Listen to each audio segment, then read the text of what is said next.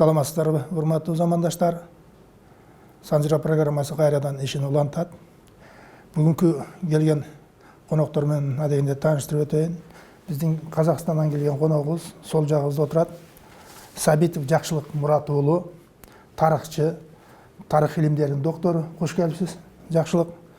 Оң жагында болсо бизге белгилүү энебиз Кубан Чороев, Байыркы көчмөн цивилизациясы коомдук фондунун төрагасы. Кош келипсиң, Кубан энем. Мына бүгүнкү чакырып аткан себеби өзүңүздөр билесиздер, жакында Кыргызстан Байыркы Скиф хандарынын урпактарынын өлкөсү деп проект менен проект ачып, аны презентация кылдыңар Кыргызстанда. Ошол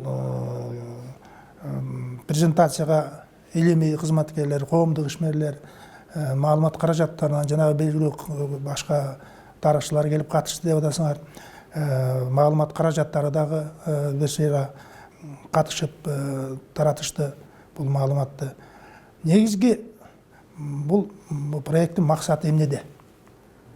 Ошого бир жооп берсеңер. Сөздү анда сага берейин. Мен баштап кетсем, анда биз ошол 18 декабрда Кыргызстан байыркы скифтердин хандарынын урпактарынын өлкөсү деген тематикадагы жаңы проекттин, мындайча айтканда, бет ачарын жазадык да. Бүгүнкү күндө популяциялык генетика деген илим, анан палеогенетика деген эки илим багы өрчүп келатат.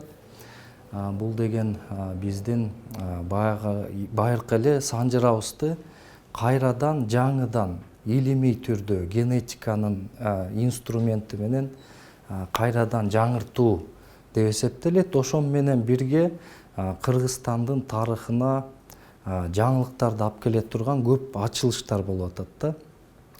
Ошол презентацияда байыркы скифтердин деп айтканыбыздын жөн жайы эмнеде? 2004 жылдары Россия менен Германиянын археологторунун группасы Россия Федерациясындагы Тувада, ошол жерде Аржан аймагында, ошол жерде Туран, анан уюк суулар агат да. Ошол жерде Аржан деген аймак бар экен. Ал аймакты хандар аймагы деп коет экен ошо жергиликтүү элдер. Ошол жерден мындан 8-7 кылымдарга таандык скифтердин хандарынын көрүстөндөрү табылган да.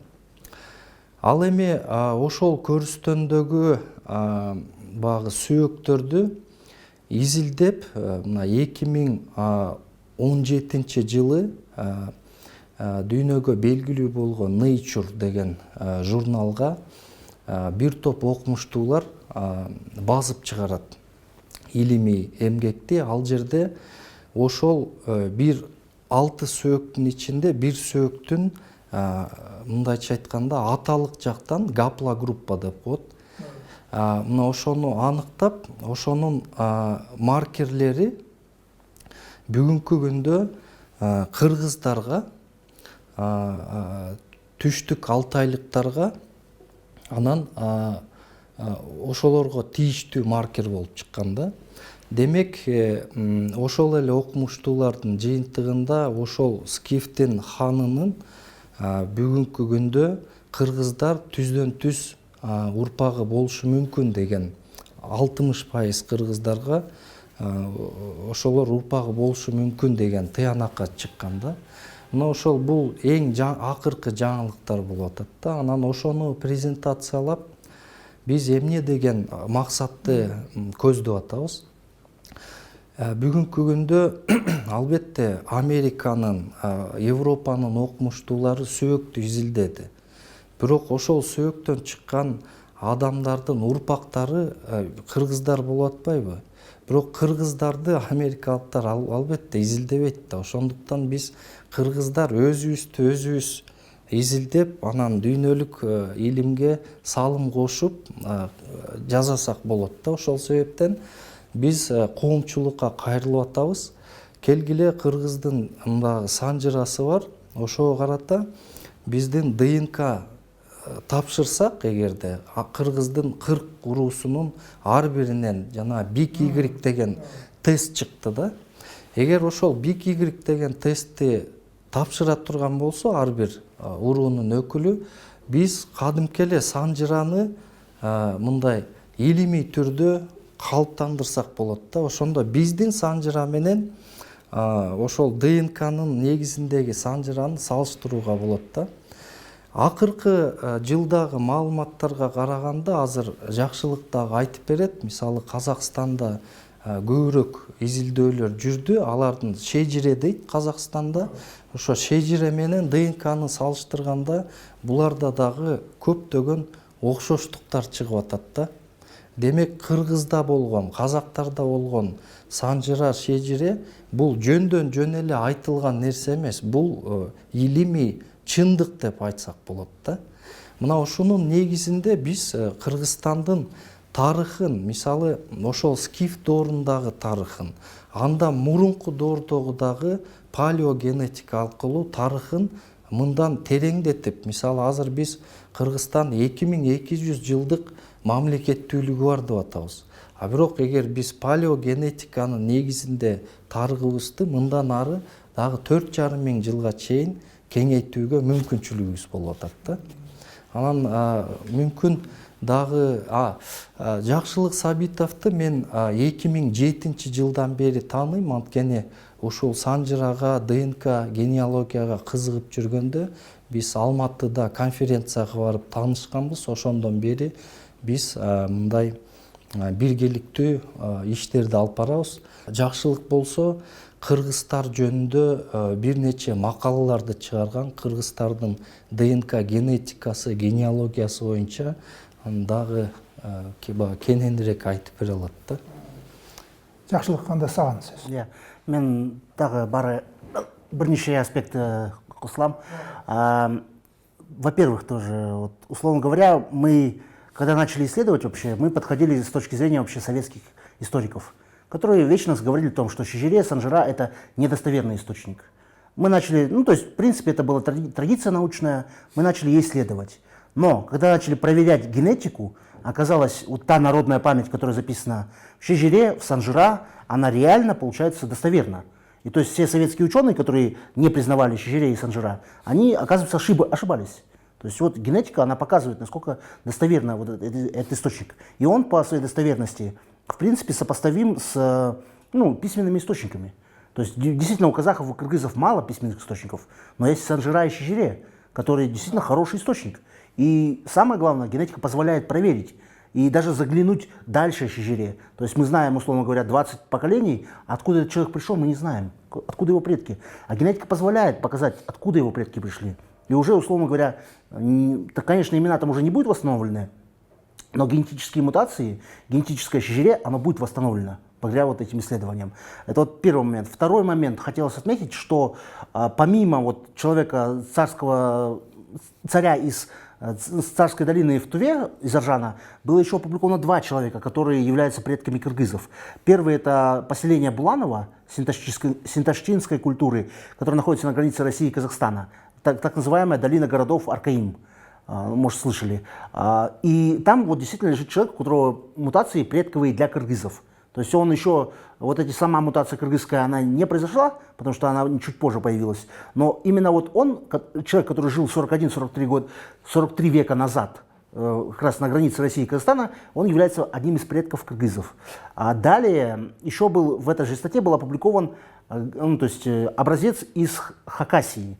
Миосинская котловина, тоже там датировка примерно 30 веков назад. Это представитель карасукской культуры, который генетически, то есть поселение называется Арбан, то есть он тоже имеет те же мутации, что и вот человек из Оржана. То есть это один из предков кыргызов. То есть у него эта уже мутация есть.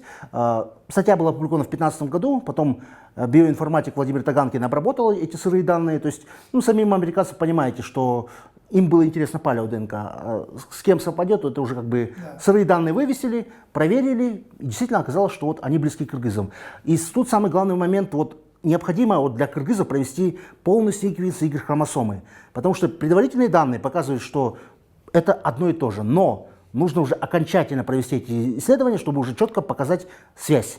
То есть без этого как бы мы будем только знать, что, ну, это как вот вы знаете, что у вас есть сын, вы в принципе знаете, что он ваш сын. Но когда вы сделали тест на отцовство, вы реально как бы уже все, стопроцентное доказательство, и в суде это котируется, условно говоря.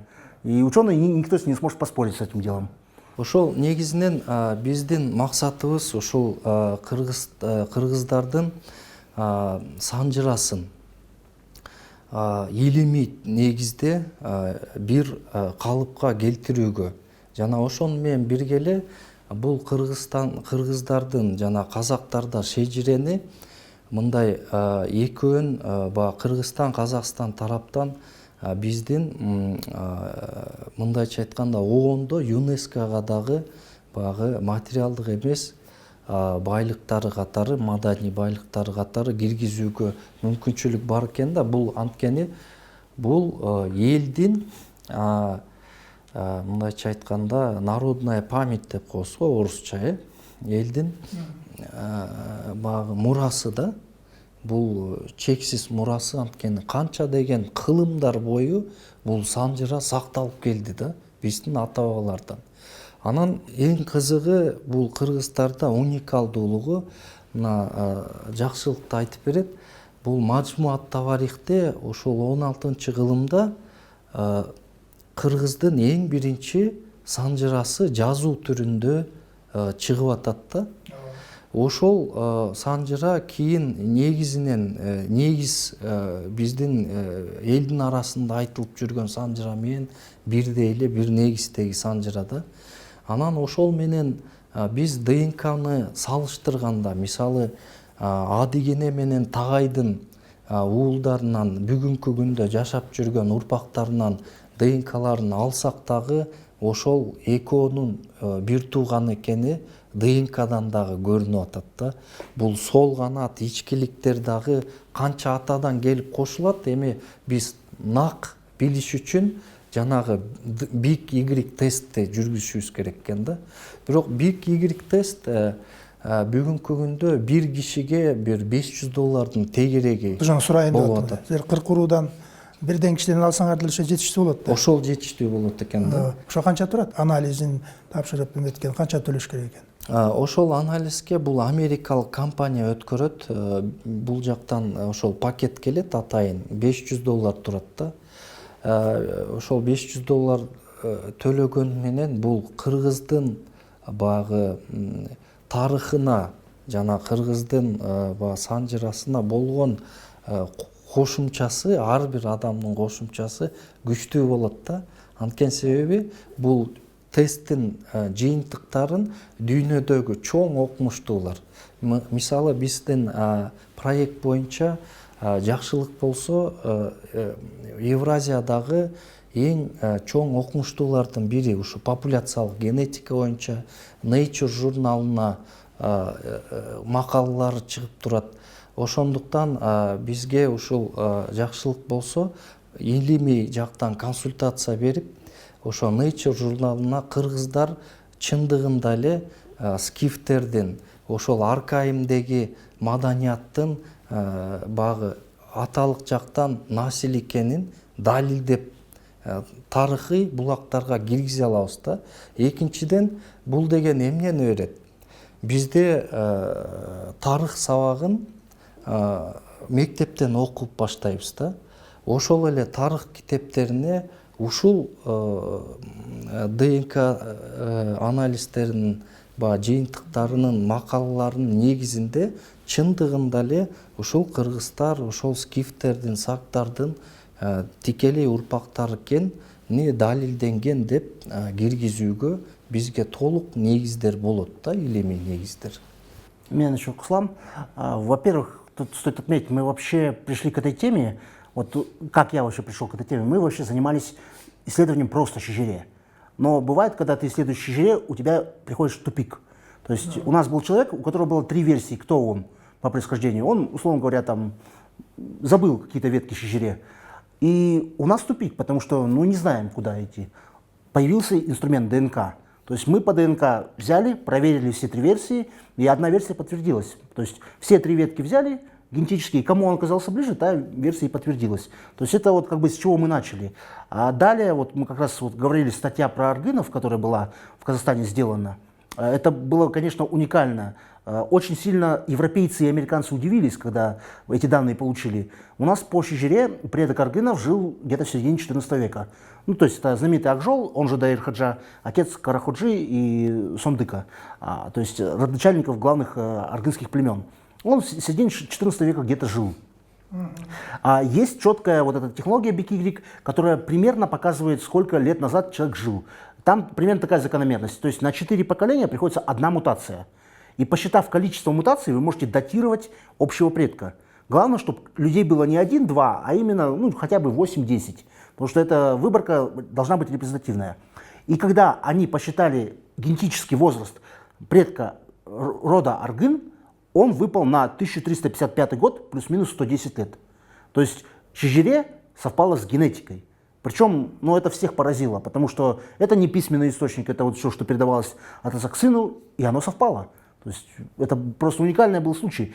По кыргызам, я думаю, будет то же самое. То есть мы, причем самое мы говорили только что про Мажму Таварих, Кубан, это очень уникальный источник. Кыргызам на самом деле очень сильно повезло.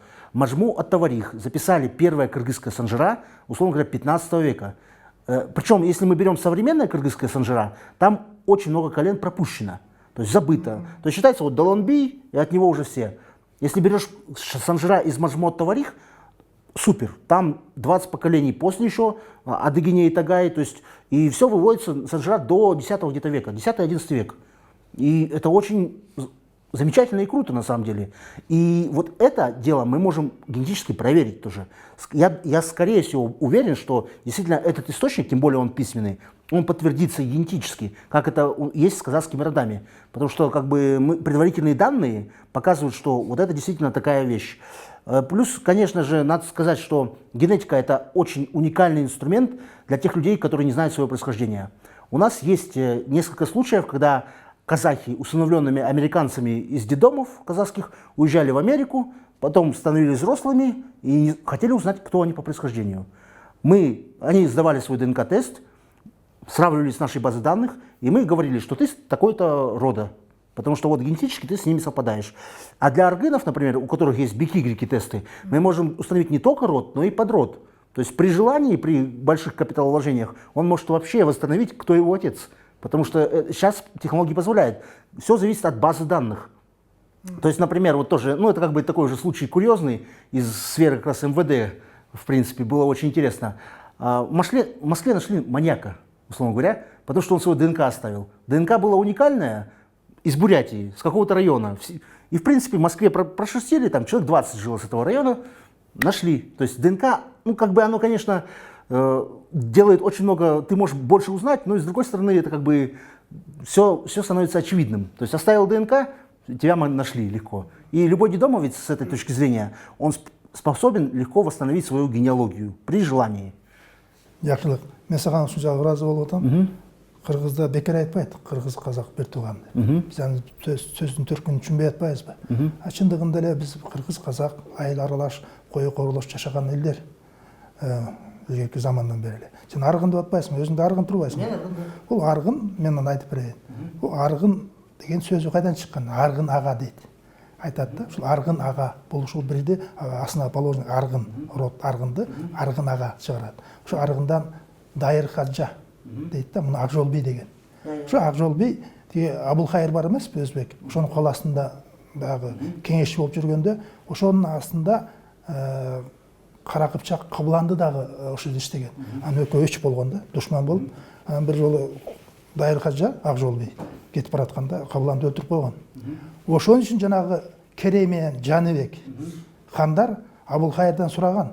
Тиги Кабыланды бийди наказать эткин десе, Абылхайыр наказать этпей койот. Мына ошондон Керей менен Жаныбек өзүнчө Моголстанга көчүп кетип атпай, казак баягы мамлекеттин негиздеген Керей менен Жаныбек да ошол учурга туш келет. Бул 1445-жылдар болсо керек деп ойлойм да. Жана 14-чү гасыр дейсиңерби? Кылым дейсиңер да. Ошо 1445-жылдар болуш керек. Керей менен Жаныбек бөлүнүп кетип, Казакстанды негиздеген ошо эки хан сиз айтылат да. мына ушундан башталат да, жанагы сен айтпайсың ак жол бий деп. Ак жол бийден дайылкача сүйүндүк, мейрам деп коет, жана сүйүндүк, бегиндик, шегиндик деп атпайсыңбы? Сен ошондор бактарда турбайсыңбы? Жакшы. Эми айтсаң, негизи эле эми биз баягы суроо ушундай болуп атат да. ДНК деген бул баягы толук маалымат берет экен да, эгерде алсак, жанагыдай $500 төлөп, жана 40 уруудан алса. Эми ошол элдер катышып атабы? Эми албетте биз ушул иш-чараны өткөргөнүбүздүн максаты дагы ушу элге мына учурдан пайдаланып дагы бизди угуп аткандар болсо айтып коет элек да. Ушул бизде бүгүнкү күндө 111 кыргыздын ДНКсынын базасы бар. Ошол базада алардыкы тесттеп өткөн. Бирок ошолорду глубинный жазаш керек да. Изилдөө кылыш керек. Ошон үчүн жана $500 деп аткан ошол да. Эми ошол жерде уруулары дагы белгиленген. Бул бала кайсы уруудан, кайсы уруктан бардыгы. Биз бүгүнкү күндө америкалык жана компанияга Family Tree DNA'ге ошо $500 төлөп туруп ошонукун расширенный анализ кылып бер десе, алар бир 2-3 айдын ичинде BY тест жазап берет да. Анан бүгүнкү күндө ошол биздин кыргыздын мындай азаматтарына, биздин кыргыздын тарых илимине, бул санжыра илимине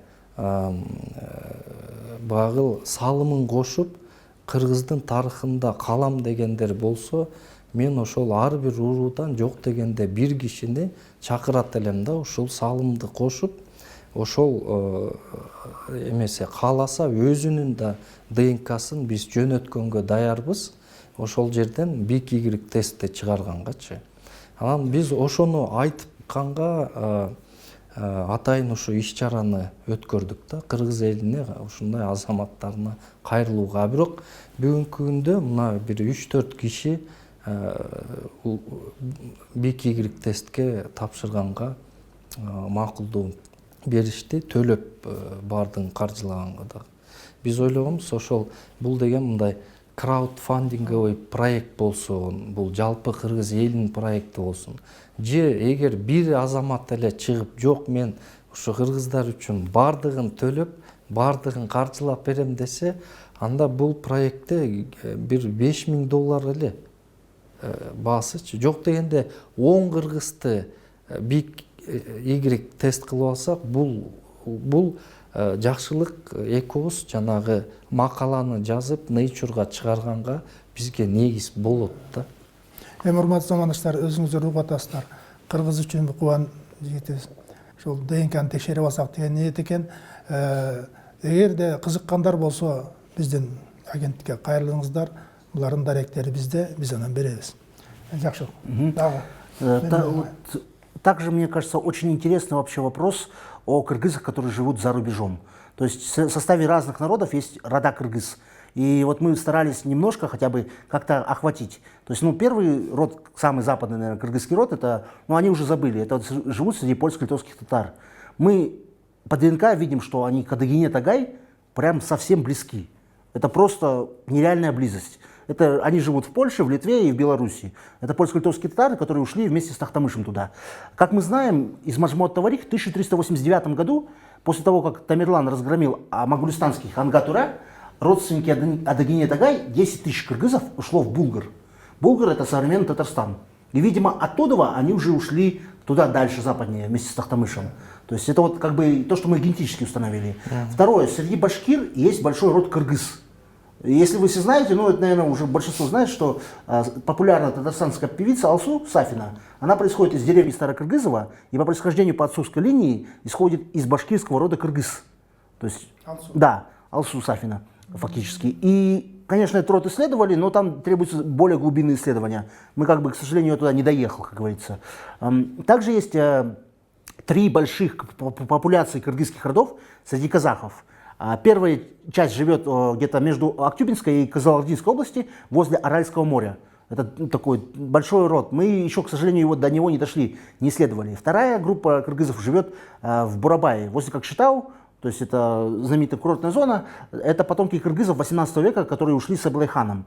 Там есть 4 рода: бай-кыргыз, жана-кыргыз, кушу-кыргыз и сару-кыргыз. Пока тестировали только 2 человек, и сару-кыргыз совпал с сару. Ну, что в принципе неудивительно. То есть генетика, она как бы совпала полностью. Также есть рода кыргыз, которые живут в Карагандинской области, Каркаралинск. Причем там стоит отметить 2 рода, ну, то есть 2 группировки. Первый род кыргыз в подроде Каракисек. Но мы, когда исследовали, оказалось, что это все-таки аргыны. Просто у них прабабушка была кыргызка, из-за этого род назвали кыргыз. То есть тут как бы по мужской линии связи не оказалось.